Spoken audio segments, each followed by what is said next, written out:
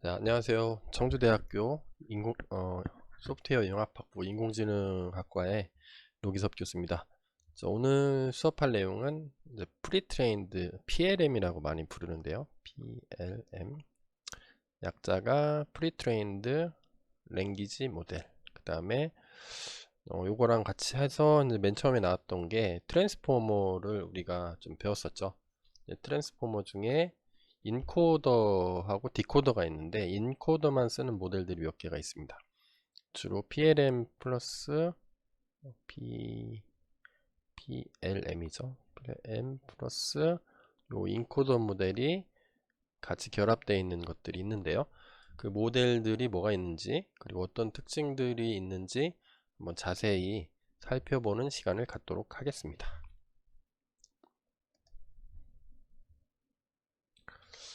자, 본격적으로 나가기 앞서서 오늘 살펴볼 내용들을 좀 간단히 오버뷰를 하면 컨텐츠를 보면 프리트레인드 랭귀지 모델에서는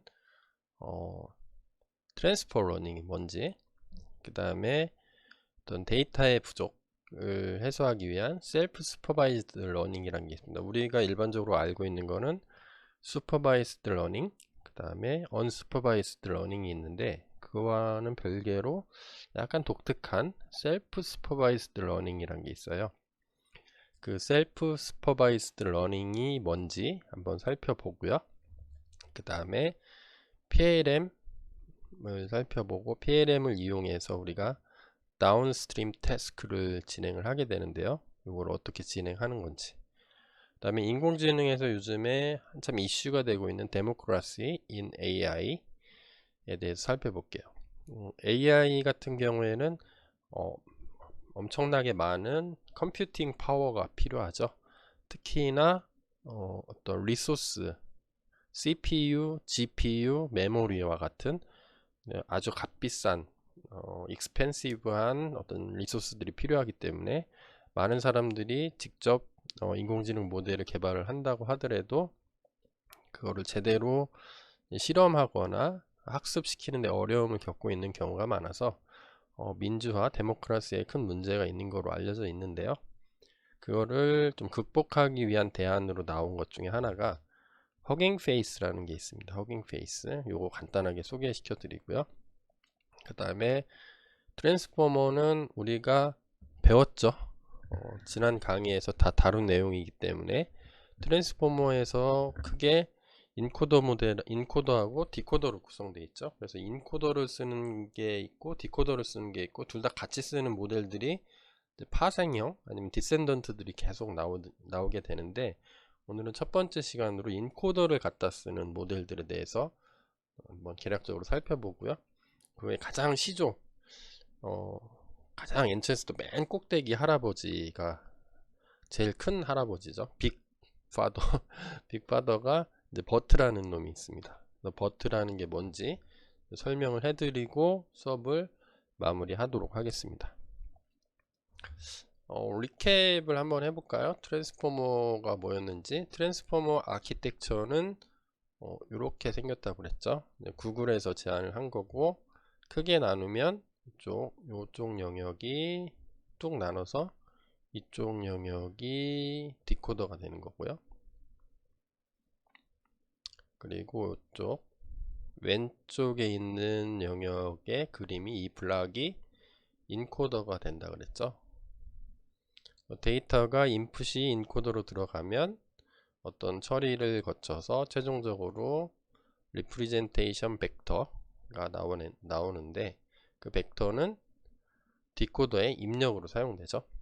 디코더 같은 경우에는 학습 단계에서는 출력에 대한 정답값이 같이 주어지게 되고 첫 번째로 마스크드 멀티헤드 어텐션, 첫 번째 어텐션이죠. 그 다음에 두 번째 어텐션은 인코더로부터 받은 리프레젠테이션 벡터하고 마스크드 셀 멀티헤드 어텐션을 통해서 나온 리프레젠테이션이 있겠죠. 얘가 쿼리가 되고 인코더의 출력이 키하고 밸류가 돼서 다시 한번 멀티헤드 어텐션을 한 다음에 쭉쭉쭉 나가서 최종적으로 소프트맥스 통과한 다음에 아웃풋을 출력하게 되는 거죠. 정확히 얘기하면 소프트맥스 다음에 아웃풋에 대한 probability distribution이 나오게 되는 거죠. 또 내부적으로 보면 트랜스포머의 가장 큰 특징은 두 가지라고 했죠. 요거 어텐션인데, 어텐션 중에서도 스케일드 다트 프로덕트 어텐션이라는 게 있었죠. 그러니까 뭐 출력 벡터, 인코더 각 레이어의 각 블럭에서 나오는 출력의 길이만큼 나눠주는 거죠. 그래서 다트 프로덕트 어텐션은 내적한다는 거죠. 커리 키 밸류, 커리하고 키 값을 내적, 이너 프로덕트 해주는 게 뭐 결국엔 어텐션이 되는 거죠. 이너 프로덕트 자체가 뭐죠? 물리적으로 유사도를 의미하죠. 각각의 유사도를 구한 다음에 유사도 벡터를 구하고 그 벡터만큼 출력 값에 반영을 해주는 게 다트 프로덕트 어텐션이 되는 거죠. 멀티헤드 어텐션은 뭐죠? 이런 거를 동시에 여러 개를 실행을 시키는 거죠. 그래서 한 문장의 케이스만 보는 게 아니라 동일한 문장 내에서도 여러 개 케이스가 나올 수가 있기 때문에 그 모든 것들을 놓치지 않고 다 숨은 뜻을 학습하겠다, 그런 의도가 있다고 그랬죠. 그런 게 멀티 헤드 어텐션이죠. 특징은 뭐죠? 어텐션 이렇게 돼 있으니까 어텐션만 쓴다는 거죠.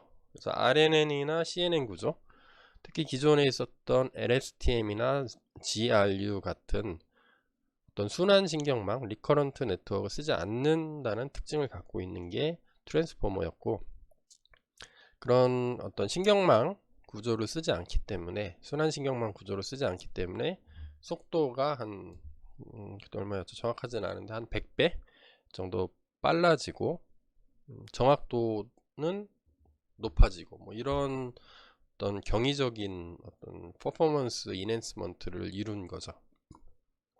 자, 여기서 간단하게 트랜스포머 리캡을 한번 해봤고요. 오늘 배울 것 중에 하나가 요겁니다. 요게 빨간색으로 표시된 블럭이 인코더였죠. 요 트랜스포머를 아주 간단하게 표시하면 이렇게 표시할 수가 있겠죠. 인코더들이 있고, 인코더들은 n개를 스택으로 쌓을 수가 있죠.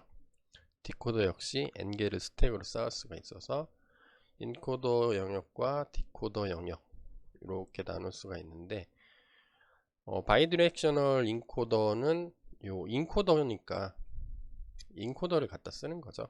트랜스포머에서 인코더 옴니예요. 인코더만 갖다가 층을 쌓은 다음에 사전학습 시키겠다. 요게 오늘 배울 바이디렉셔널 인코더 from 트랜스포머. 얘를 줄이면 B, E, T 이렇게 되죠. 여기 중간에 R이 나중에 하나가 들어있는데 리프레젠테이션이 빠져있네요. 그래서 이거를 개념적으로 설명하면 NX라고 써있죠. 여기 NX는 층수입니다. 몇 층을 쌓느냐. 그래서 볼트 타이니, 볼트 미니, 볼트 스몰, 볼트 미디엄 이렇게 나오는데, 쌓는 거를 내부 인코더를 얘를 몇 개를 갖다 쓰냐면 뭐 NX가 2개를 갖다 쓴 거, 요거는 4개를 갖다 쓴 거, 요거는 4개를 갖다 쓴 건데 뭐 레이어의 히든 계층을 좀 더 많게 한 거, 그 다음에 얘는 8개를 갖다 쓴 거죠. 뭐 볼트, 뭐 빅, 뭐 이런 것도 있습니다. 여러 가지 이런 것들이 있는데, 이런 것들을 전반적으로 오늘 살펴보게 될 겁니다. 자, 우리가 낯선 용어 중에 하나가 요게 있죠. 바이디렉셔널이라는 용어가 나오는데, 바이디렉셔널의 개념을 먼저 설명을 해드리려고 해요. 바이디렉셔널이라는 개념은 트랜스포머의 인코더를 갖다 쓸 때도 있는 개념이지만, 고전적으로 사용하는 순환 신경망에서도 바이디렉셔널 개념이 있습니다. 디렉션이면 방향이죠. 유니나 옴니 디렉션이면 유니면 한 방향, 바이면 양방향, 옴니면 모든 방향, 이렇게 되는 거죠. 우리 LSTM 배웠을 때 입력은 이렇게 들어갔습니다. 이렇게 들어가고 이전 출력이 나와서 그 다음 출력으로 들어가고 이런 식으로 가는데, 대신에 LSTM 같은 경우 요 순차적으로 들어가죠. 근데 어떤 특징이 있냐면 반대로도 들어갑니다. 이렇게 들어가서 요 역방향으로도 순방향 학습, 역방향 학습이 동시에 이루어진 다음에 그걸 합치는 거죠. 합치면 문장을 정보를 앞에서부터 쫙 스캔해서 뒤로 봤을 때 정보가 나오고, 뒤쪽부터 앞쪽으로 역방향으로 스캔했을 때 정보가 나오는데, 그 두 개의 정보를 합쳐주는 구조, 컨캣하는 구조겠죠. 컨캣하고 리니어 매트릭스를 하나 통과시키면, 선형 변환을 하나 해주면 원래 사이즈로 줄일 수가 있겠죠. 양방향으로 하게 되면 좋은 게 뭐냐면, 예를 들면 직관적으로 이해할 수 있는 예를 들면 이런 게 가능합니다. Apple is something that competitors simply cannot reproduce. 해석하자면 애플은 경쟁자들이 쉽게 모방할 수 없는 무언가가 있다. 이런 거고, 요 애플은 뭐가 되죠? 이건 아마도 컴퍼니가 될 겁니다. 애플이라는 회사가 될 거고, 대신에 반면에 이런 문장도 있을 수가 있겠죠. Apple is something that I like to eat. 그러면 사과는 내가 먹기 좋아하는 무언가다. 이렇게 되는 거죠. 그래서 요게 정보가 만약에 여기까지 들어간다고 하면 순방향 앞에서부터 뒤로 학습 어떤 의미를 파악해 간다고 할 때, 어떤 아키텍처가 여기까지 올 때까지 애플이 먹는 애플인지 아니면 컴퍼니의 애플인지 잘 모르죠. 근데 반대 방향으로 학습을 쭉 진행해 가면 competitors simply cannot reproduce 이런 문장들이 학습이 되면, 얘는 이 앞에 있는 게 저건가 보다, 어떤 회사인가 보다, 이렇게 알 수가 있고 숨어있는 컨텍스트를 이해를 할 수가 있는 거죠. 얘 같은 경우에 뒤쪽에 eat 이렇게 돼 있으니까 분명히 얘는 먹는 건데, 먹는 것 중에 애플이 있으면 얘는 사과인가 보다, 이렇게 이해를 할 수가 있다는 거죠. 그래서 바이디렉셔널의 장점은 뭐냐면, 어떤 숨겨져 있는 의미를 좀 더 많이 더 잘 파악할 수 있다는 장점을 갖고 있습니다. 그래서 RNN 순환 신경망 리커런트 뉴럴 네트워크에도 요거를 적용할 수도 있고요. 버트에서 우리가 인코더를 갖다 쓴다고 그랬는데, 얘가 인코더가 되는 겁니다. 트랜스포머에 인코더가 있는데, 인코더가 버트죠. 바이디렉셔널 인코더 리프레젠테이션 프롬 트랜스포머를 줄여서 버트라고 부르는데요. 여기에서도 똑같이 바이디렉셔널이라는 개념을 차용을 해서 같이 쓰고 있습니다. 그래서 우리가 오늘 배울 이 바이디렉셔널 어떤 그 개념은 고전적인 RNN 계열에도 적용할 수 있지만, RNN을 완전히 무시한 트랜스포머의 인코더에도 동일하게 적용한 아키텍처가 되는 겁니다. 그래서 요거를 순서대로 한번 살펴볼 거예요. 자, 요거 가기 전에 프리트레인드 랭귀지 모델을 좀 전에 살펴보겠습니다. 좀 전에 했던 게 버트라 그랬죠. 버트가 뭐의 약자를 했죠? 버트는 바이디렉셔널,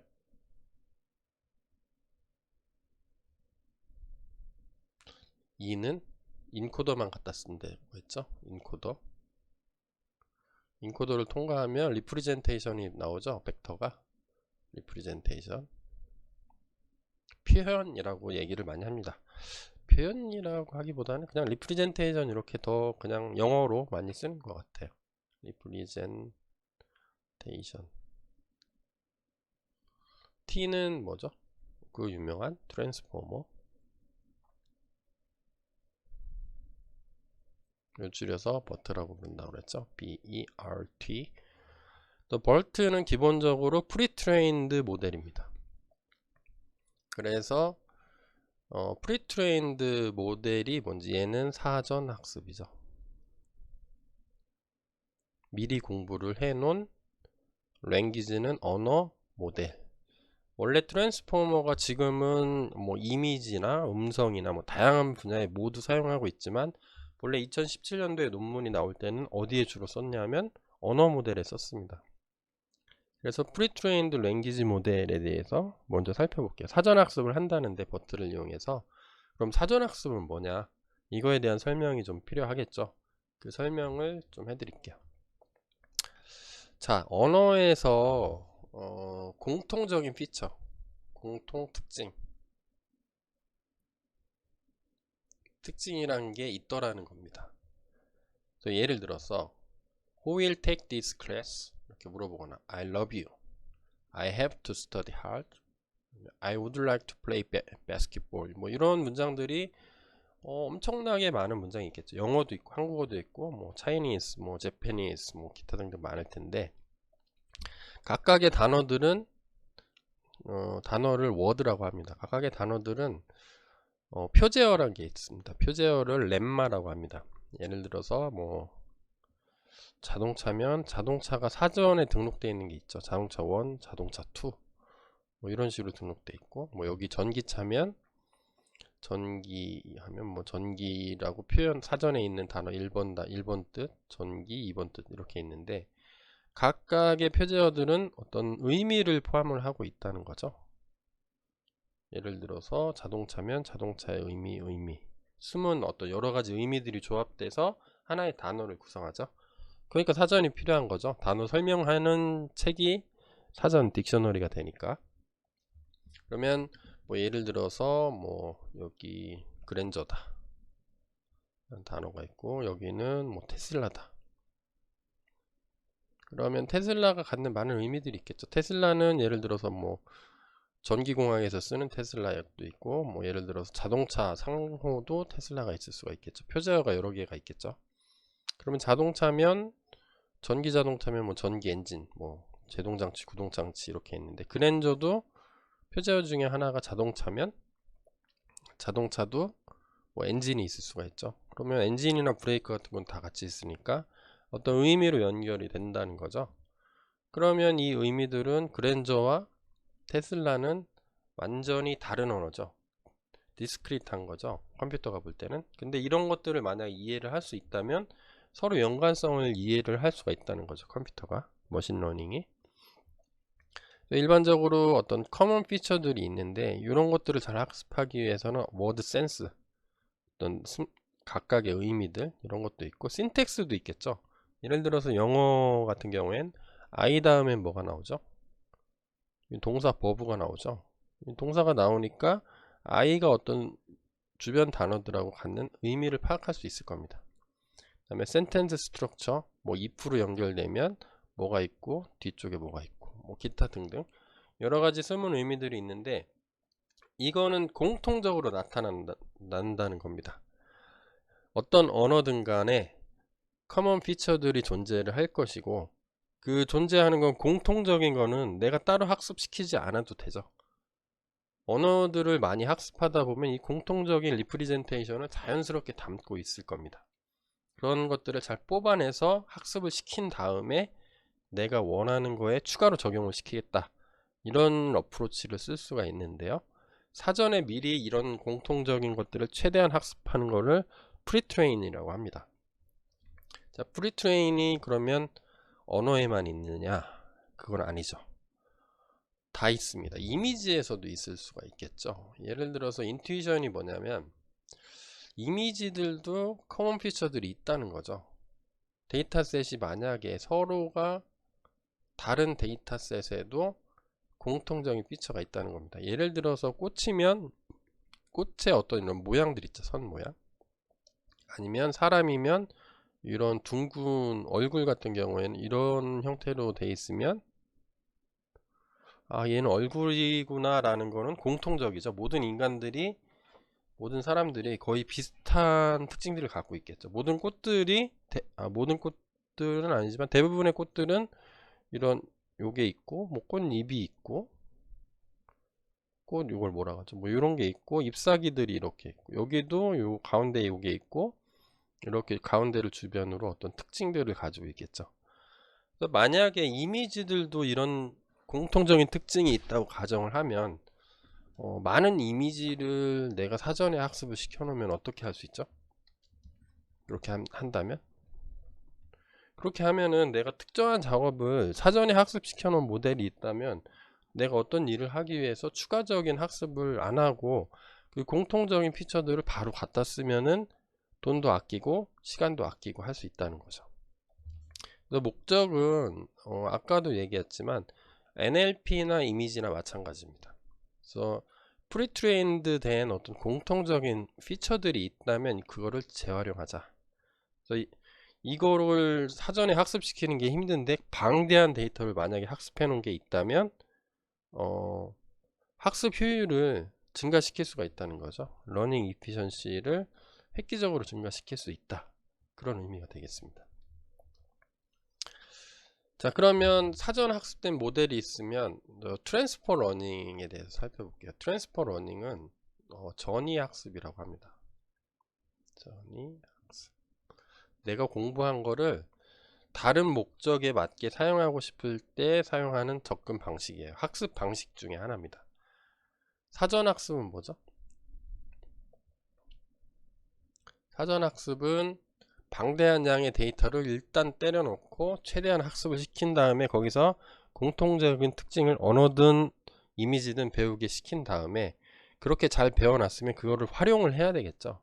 활용하지 않을 거면 아무도 학습을 시키려고 하지 않겠죠.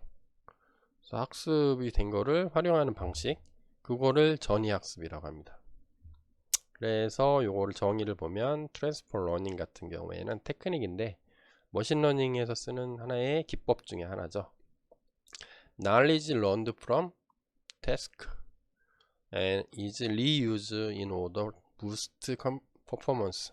퍼포먼스를 극대화시키는 거죠. 예를 들면 얘가 빅데이터 셋이 있으면 얘를 입력으로 주는 거죠. 입력으로 줘서 정답 값이 있겠죠. y가 있는데 y하고 y햇의 차이를 보면 되겠죠.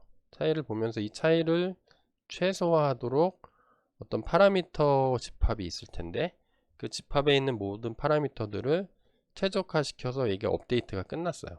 그러면 이 파라미터는 어떤 실수 값으로 가득 차 있을 텐데 요거는 이 학습을 프리트레이닝이라고 합니다. 그래서 사전 학습이 끝나 있으면 여기에는 어떤 공통적인 특징들에 대한 정보가 들어있을 겁니다. 우리는 알지는 못하지만 그런 공통적인 특징들을 재활용하겠다는 거죠. 그래서 예를 들면 뭐 이미지면 뭐 이미지넷 데이터 무슨 데이터 이렇게 있습니다. 그런 데이터들을 학습시켜 놓은 거를 보고 예를 들어서 나는 데이터가 조금밖에 없어요. 근데 뭐 예를 들어서 이미지면 뭐 객체 판별하는 거 예를 들면 판별하는 태스크를 하는 이미지 데이터셋을 내가 가지고 있어요. 예를 들면 얘 개야 고양이야 사자야 뭐 이렇게 판별하는 거를 내가 여기 하고 싶은데 내 데이터셋이 만약에 적다면 정확도가 확 떨어질 겁니다. 대신에 우린 뭐가 있다? 이런 빅데이터에서 얻은 사전 학습된 파라미터 세트가 있으니까 이 셋을 업로드 시킨 다음에 요 입력을 요거를 주지 않고 여기 끄는 거죠. 끄고 여기다 입력을 준 다음에 얘를 조금씩 업데이트를 시키는 거죠. 도움을 받는 거죠.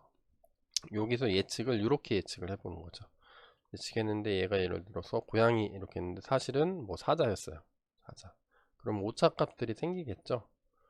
그러면 이 오차값을 측정을 해서 이거를 최소화하도록 여기도 업데이트 시키고 여기도 업데이트 시킬 수도 있고 둘 다 업데이트 시킬 수도 있고 뭐 어프로치가 여러 개 가능합니다. 요 다음 장에서 이제 얘기를 할 건데 자 그래서 이런 식으로 하는 건데 그러면 여기 있는 정보를 여기에 담겨져 있는 모든 정보를 내가 활용하면서 내가 하고 싶은 태스크에 맞게 얘를 업데이트 하거나 아니면 얘를 업데이트 하거나 둘 다 하거나 하나만 하거나 뭐 상관없습니다. 그런 식으로 하면 상당히 많은 도움을 받을 수가 있겠죠. 이런 식으로 잘 학습되어 있는 모델을 가져와서 내가 추가적인 학습을 시키는 거를 전이 학습이라고 부르고 영어로는 transfer learning 이렇게 부르고 있어요. 그러면 transfer learning을 하는 방식이 딱 한 가지냐? 아니죠. 여러 가지 가능하겠죠. 그래서 어프로치들이 몇 개가 존재하는데 첫 번째는 뭐 하냐면 요거 사전 학습되고 요 파라미터 값을 찾았겠죠. 얘도 찾고 얘는 소프트맥스예요. 소프트맥스. 소프트맥스하고 이제 리니어가 들어가 있죠. 풀리 커넥티드 FC라고 쓸게요. 리니어 레이어가 하나 들어가서 선형 변환 해준 다음에 출력의 사이즈만큼 맞춰주고 그 로짓을 소프트맥스 통과시켜서 probability distribution을 만들죠. 그러면 여기에도 파라미터가 있고 여기에도 파라미터가 있죠. 그러면 요거 빅데이터를 학습할 때 프리트레이닝 할 때 생성된 파라미터 요거 파일을 다 입력시킨 다음에 내 데이터셋을 추가로 계속 입력을 넣어주는 거죠. 넣어주면서 얘를 예측하는 게 아니라 이번엔 여기는 끊고 여기는 새로 초기화, 여기는 기존에 있던 거 해서 얘도 업데이트하고 얘도 업데이트하는 거. 그게 첫 번째 방식입니다. Performing General Optimization. 그러니까 러닝을 그냥 일반적인 러닝을 하는 거예요. 똑같이 한 번 더 돌리는 겁니다. 작은 데이터로 한번. 그러면 얘 업데이트 발생할 거고요. 얘도 업데이트 발생할 겁니다. 그래서 학습 다 끝나면 얘를 다운로드 받는 거죠. 파일로 다운로드 받으면 요게 학습이 끝난 모델 파일이 되는 거죠. 두 번째 방식은 뭐가 있냐면 여기 제가 판서해 놓은 거를 주석을 좀 지울게요. 지우고 두 번째 방식을 설명을 하자면 freeze wait라는 방식이 있습니다. freeze wait는 뭐냐면 요거는 변경을 안 합니다. 변경 안 하도록 설정을 해 놓고 내가 새로 끼운 거 있죠. 예측할 때 마지막 쓴 풀리 커넥티드 레이어하고 소프트맥스 레이어가 같이 있는 출력 계층에 같이 붙어 있겠죠. 얘는 잘 모르니까 초기 값이 뭐 랜덤 값이나 아니면 정규 분포를 따르도록 값을 넣어주겠죠. 가우시안 디스트리뷰션 아니면 노멀라이즈 해가지고. 그럼 요 값 얘는 변경 안 하고 요 값만 계속 업데이트 하는 겁니다. 그래서 업데이트가 모든 입력에 대해서 업데이트가 끝나면 이거 그대로 다운로드, 얘는 업데이트 된 거 다운로드, 이렇게 하는 방식이고요. 세 번째 방식은 뭐 different learning rate를 적용하는 건데 러닝 레이스를 학습률이라고 하죠. 파라미터가 있으면 새로운 파라미터로 집어넣어 줘야 되는데 어떻게 집어넣죠? 여기에 어떤 값을 더하거나 빼줘야 되는데 일반적으로 빼줍니다. 기울기이기 때문에 기울기의 반대 방향으로 가야 최소점으로 이동을 할 수가 있으니까 그런 거죠. 그래서 뭐 예를 들어서 뭐 알파 이렇게 써주고 편미분을 하는 거죠. 라운드 세타에 대해서 로스 펑션을 미분한 값에 얼마를 곱해줘서 이게 곱하는 값이 요거를 큰 값을 곱하면 이 값이 많이 변하겠죠.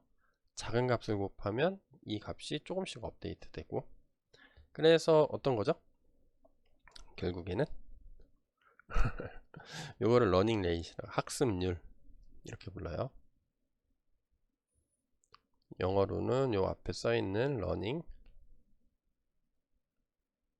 비율이니까 rate. 그러면 러닝 레이스 끝나면 빠르게 학습을 합니다. 빠르게. 그러니까 어떤 로스 펑션이 있으면 요렇게 최소점이 여기라고 하면 여기로 빨리빨리 가는 거예요.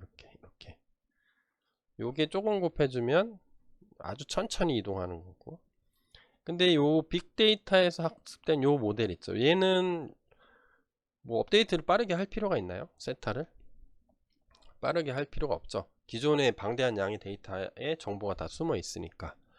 얘는 학습률을 레이스를 알파라고 했을 때 얘를 아주 작은 값으로 주고, 얘는 랜덤하게 이니셜라이즈를 했기 때문에 빠르게 변해야 되죠. 빨리빨리 찾아가야 돼요.